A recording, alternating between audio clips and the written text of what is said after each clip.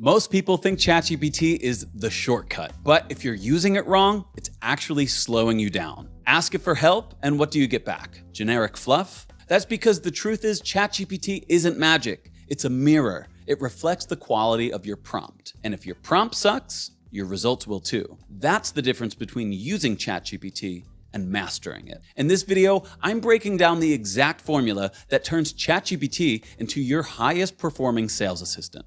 Let's go.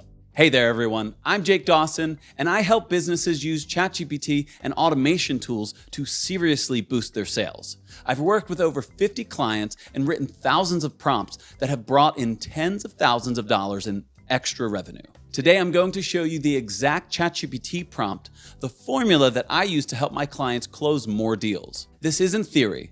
This is what real businesses use every day to write better sales copy faster. By the end of this video, you'll know exactly how to write prompts that actually work, ones that generate great sales content, uncover valuable customer insights, and spark smarter marketing ideas without wasting hours of going back and forth with AI. So if you've got a notebook nearby, grab it, because what I'm about to share could seriously shift how you run your sales process this quarter. Let's dive in. Oh, and a quick heads up. I put together a template with 15 proven prompts you can start using right away. The link's in the description, so make sure you check that out. All right, let's get the formula. The perfect ChatGPT prompt for business has 6 simple parts: task, content, exemplars, persona, format, and tone.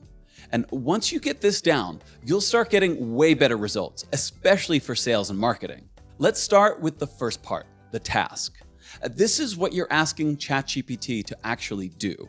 You need to start with a clear action and be super specific about the goal. If you just say something like, "Help me with sales emails," you'll get generic junk. That kind of prompt is why people think ChatGPT give boring results. Instead, say something like, "Write 5 follow-up emails for leads who didn't reply after a demo." All right, so here's this simple formula that I use for writing a strong task that gets great results in ChatGPT.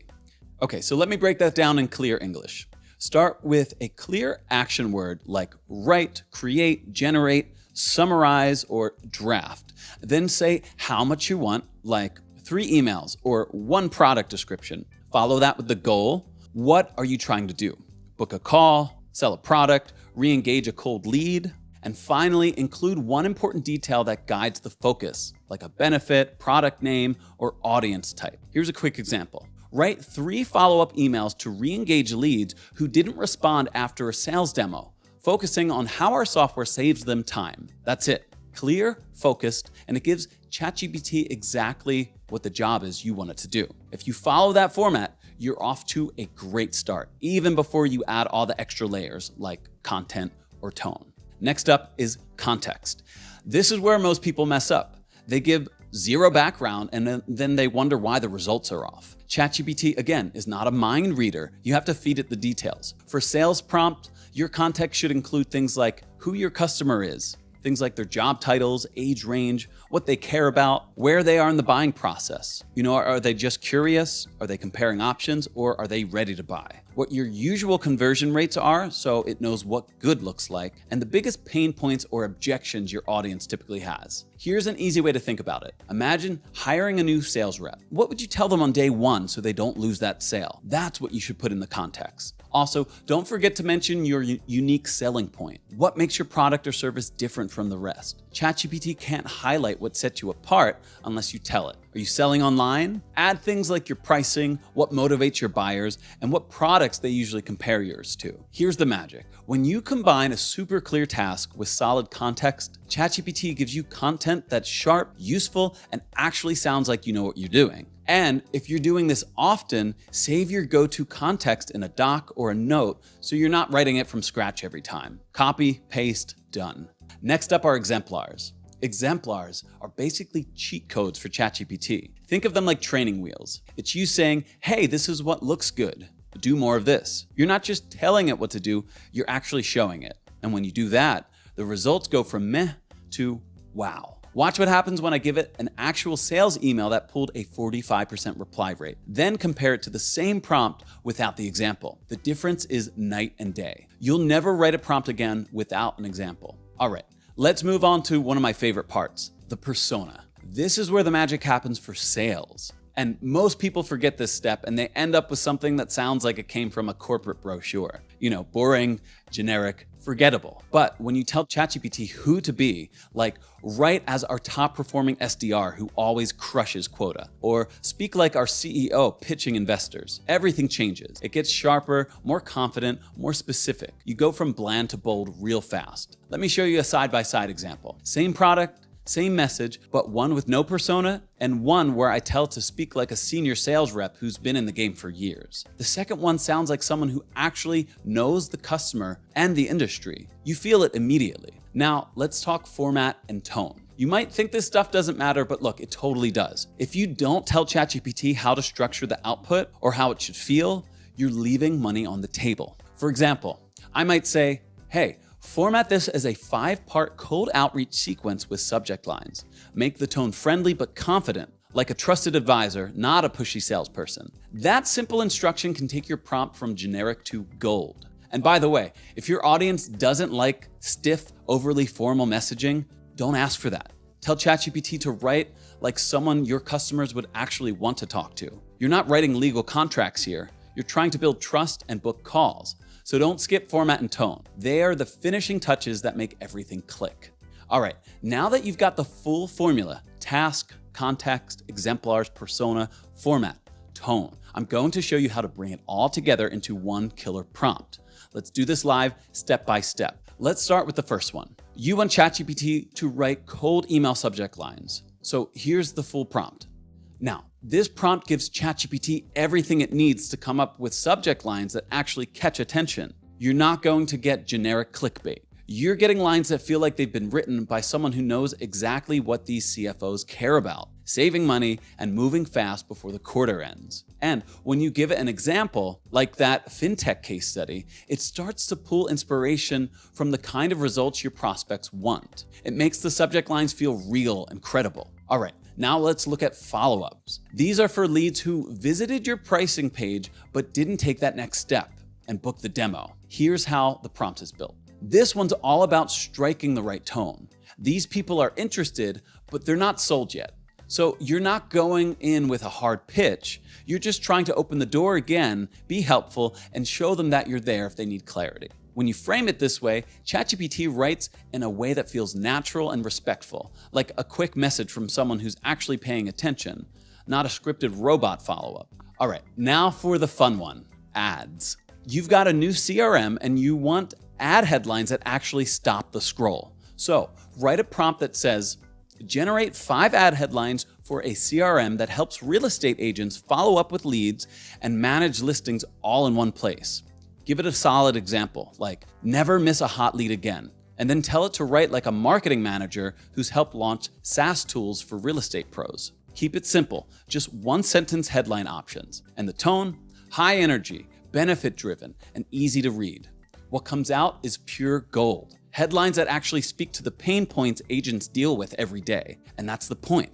This formula works across all kinds of sales content, emails, ads, social posts, landing pages, you name it. Once you learn how to plug in each of the 6 parts, you can shape ChatGPT's output to sound like it was written by someone inside of your company, not some random internet assistant. And that's how you stop getting generic fluff and start getting content that actually moves the needle. And if you're thinking, okay, Jake, that sounds cool, but how do I build these prompts fast without rewriting them from scratch every time? I got you. Let's talk about how to take everything we just covered and make it ridiculously easy to reuse. Because let's be real, no one wants to rebuild a prompt from scratch every time they need a subject line or a follow-up message. Here's the move. Create one master prompt template with blank spots so you can quickly fill it in. Treat it like Mad Libs for sales content. You keep the bones of the prompt the same: task, content, exemplar, persona, format, and tone. And you just swap out the details, depending on what you're working on. This way, whether you're writing for cold emails, for a SaaS product, an ad company, for an e-commerce launch, you're not starting from zero. You're starting from a proven structure that already works. And once you've got the template built, now you can test it. Because great prompts aren't one and done. They get better through testing. Okay, let me walk you through the exact process we use with clients to improve results fast. We start with a solid baseline prompt using that 6-part formula. From there, we create 3 to 5 variations. But here's the key. Change only one thing at a time. Maybe try a new tone or a different persona or tighten up the format. Then run each version with real prospects and track what actually performs better. Not just vibes, real numbers. You measure stuff like open rates, reply rates, conversions, and sales speed. Then you double down on what works and toss what doesn't. It's not guesswork, it's a system. Build your template, test variations, and let the data guide you. It's fast, it's simple, and it works. Now, before we wrap up, I need to call out a few common mistakes that could completely derail everything we just talked about.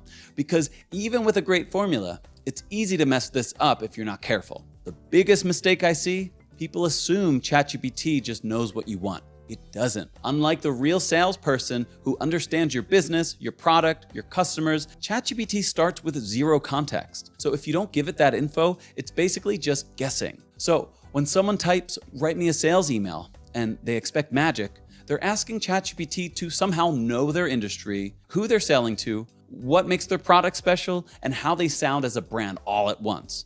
Of course, the output is going to be generic. On the flip side, some people go too far the other way. I've seen teams paste their entire 30-page brand guide into a single prompt, and they wonder why the output is all over the place. Spoiler alert. More info doesn't mean better results. If it's not relevant to the task, it's just noise. Another big one is skipping the persona. If you don't tell ChatGPT who to be, it just defaults to boring. It writes like a polite intern who's trying really hard not to mess anything up. That's not what closes deals. I'll show you 2 versions of the same cold email. One without a persona, and one where we told it to write like a senior account executive who's been doing this for years. The difference is wild. One sounds like it came from a template, the other sounds like it came from someone who actually knows the customer's world. And guess what? The one with the persona got way more responses. And here's a costly one I see all the time. Teams write a killer prompt, get awesome results, and then they don't save it. So the next time they need something similar, they have to start from scratch. It's like finding the perfect recipe and then just forgetting how you made it. Don't do that. Top performing teams build prompt libraries.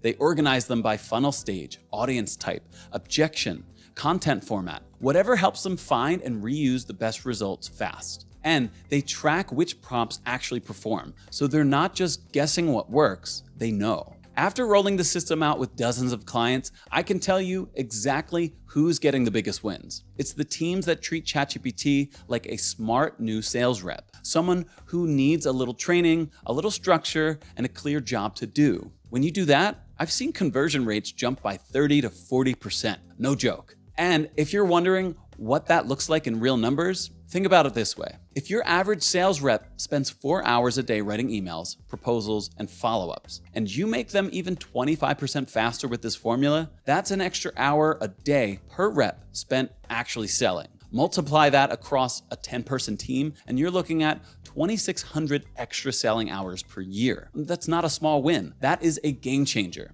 Now, just to be clear, ChatGPT is not going to replace your entire sales strategy. It's not closing million-dollar deals for you on autopilot, but what it can do is take up all the stuff that eats time, like personalizing outreach, writing follow-ups, creating proposals, analyzing transcripts, and do it way faster. Without losing quality, that saved time. And that's the real win, because now your team has more hours to do the stuff that actually moves the needle, talking to customers, building trust, solving problems, and that's where the real money is. At the end of the day, the edge isn't just having AI. Everyone has access to these tools now. Your edge is how well you use them. It's how well you guide the AI to do the right job for the right person at the right time. And that all comes down to one thing: your prompts. So now it's your turn to put this into action. Drop a comment below and tell me one sales task you're going to optimize first using this formula. Is it cold emails, product descriptions, maybe follow-ups or handling objections? Whatever it is, please post it and I'll go through it and personally reply to as many as I can. Also, I put together a downloadable template with 15 pre-built prompts based on everything we covered today. These aren't fluffy examples. They're the real ones my clients have used. The link's in the description inside my school community. So go and grab it and make it your own. And if you're really into this kind of stuff, make sure you're subscribed because I've got more coming. Over the next few weeks, I'm sharing a ton of advice on how to do smarter lead generation and how to automate your business without needing to hire a massive team. We're talking real workflows, real tools, and stuff you can actually implement, even if you're just getting started. Got a specific sales challenge you're dealing with right now? Drop your questions in the comments so I can spot it. I might even feature it in a future video and build a prompt live to solve it. Thank you so much for hanging out with me today. I'm Jake Dawson once again, and remember, we're just getting started with what AI can really do. Oh, and before you click away, here's another video you'll probably want to watch next. It's packed with even more tips to help you crush it with automation. See you there.